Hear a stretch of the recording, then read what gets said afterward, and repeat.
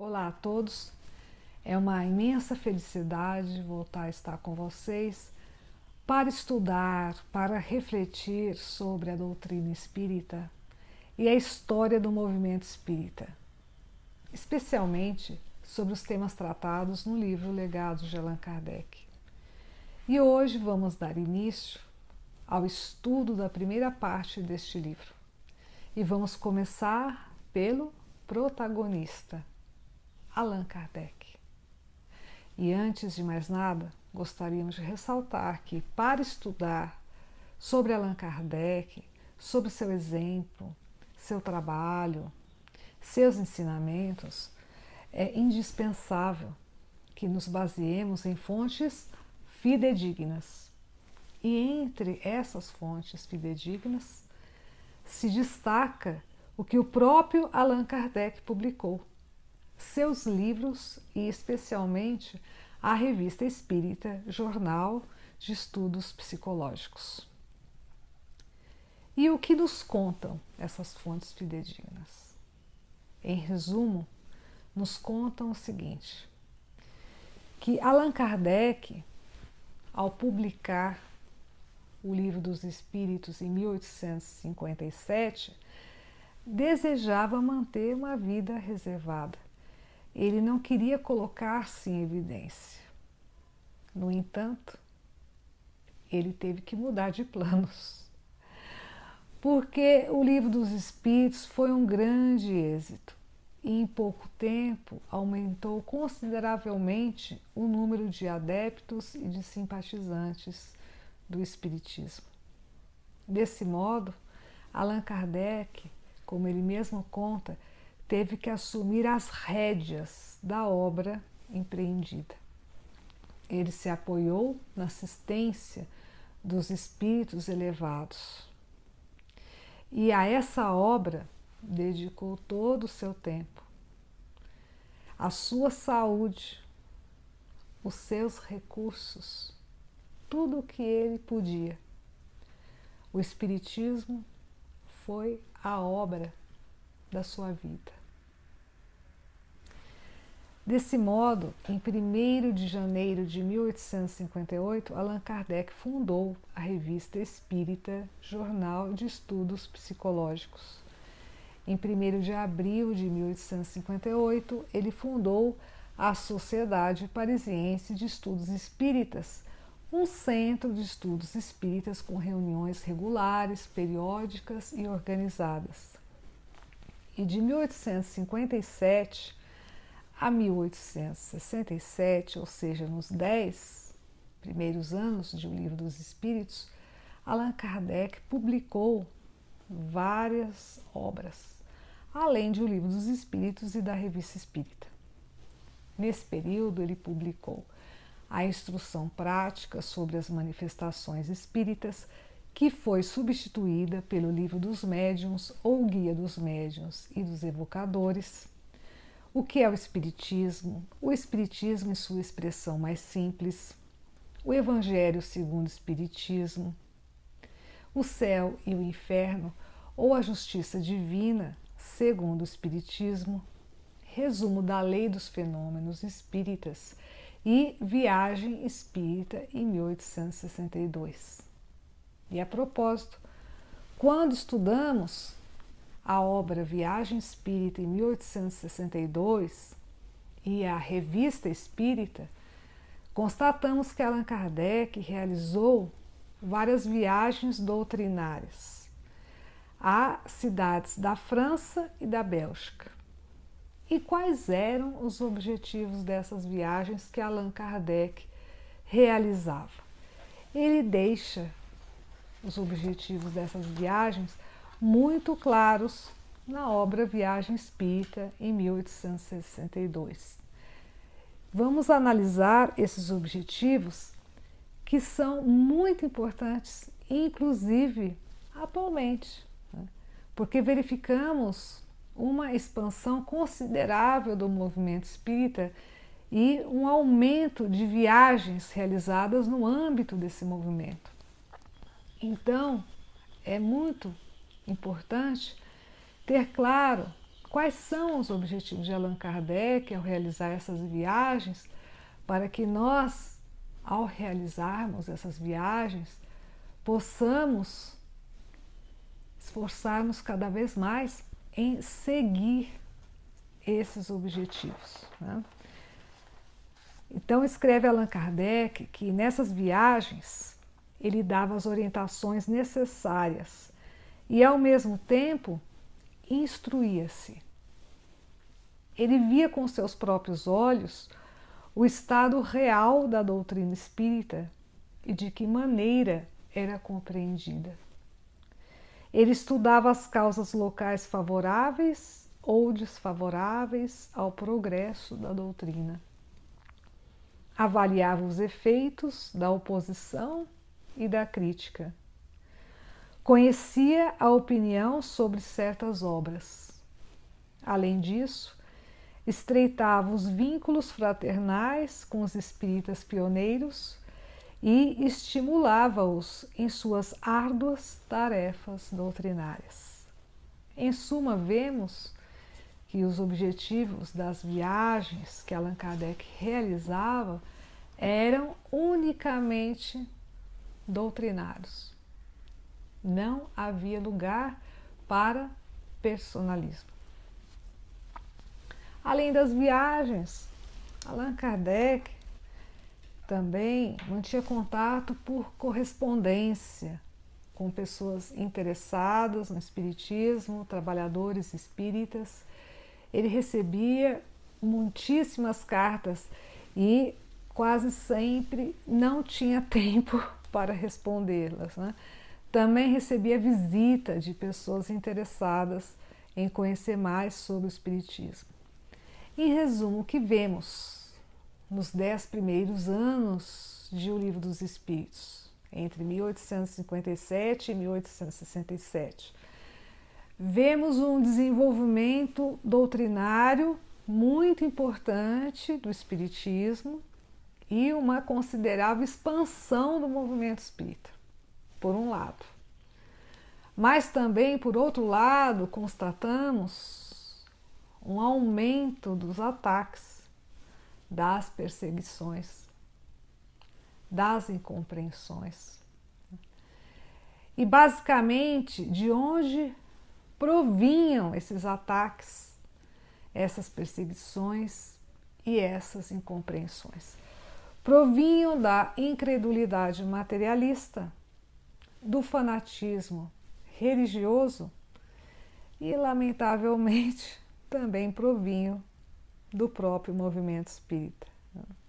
Allan Kardec foi alvo de intrigas, de traições, de ingratidões, de ataques lamentáveis no âmbito do movimento espírita.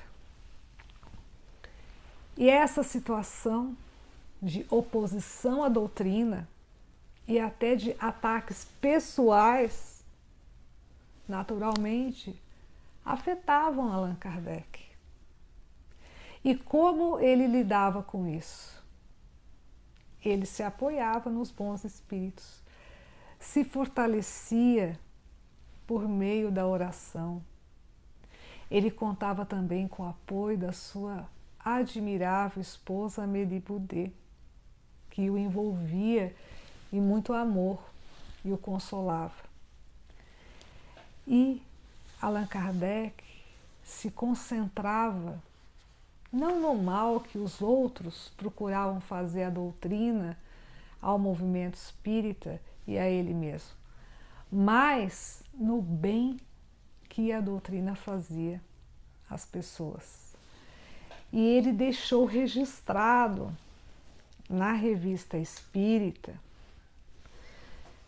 de julho de 1867, página 197 do original em francês, o seguinte: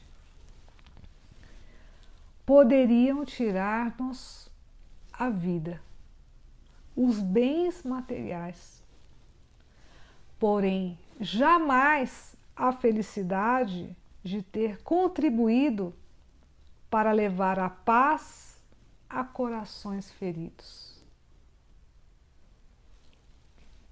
E é um grande ensinamento para nós. Quando estamos sofrendo diante de ataques, de perseguições, de incompreensões, não nos concentrarmos no mal que os outros tentam fazer-nos ou fazer ao trabalho que pretendemos realizar, mas no bem que nós mesmos podemos fazer, no bem que esse trabalho pode fazer às demais pessoas.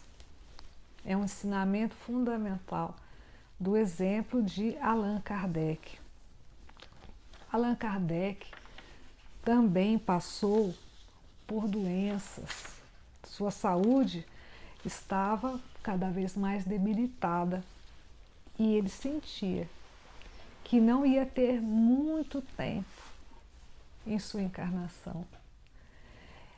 Desse modo, ele deu 3 prioridades, sobretudo na parte final, no período final da sua encarnação, né?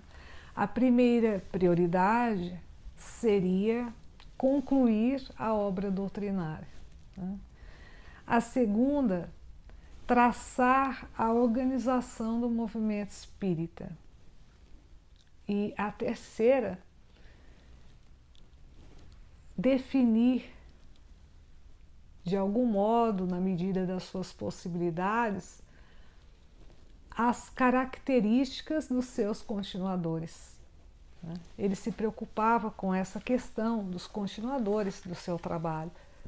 Quem ia continuar realizando essas tarefas doutrinárias e também no âmbito do movimento espírita? Quem ia passar a ter as rédeas dessa obra? E Allan Kardec deixou claro, em 1867, as características dos seus continuadores. Ele explica o seguinte, né, que aquele que seria chamado a tomar as rédeas do espiritismo depois dele, crescia na sombra e se revelaria quando chegasse o momento. Não por sua pretensão a uma supremacia qualquer, mas por seus atos que o distinguiriam. Allan Kardec sentia que essa pessoa, que naquela ocasião ignorava sua futura tarefa, surgiria entre os humildes de coração, não entre aqueles que desejavam levantar-se contra a vontade de Deus, pois a estes lhes estariam reservadas somente vergonha e humilhação. Também um ensinamento fundamental que se concentra na importância da humildade. Os continuadores de Allan Kardec não seriam aqueles que se apresentariam como tais, seriam aqueles que seriam reconhecidos pelos seus atos, seriam pessoas humildes de coração, não pessoas vaidosas, orgulhosas, personalistas. Ao mesmo tempo, Allan Kardec pressentia dificuldades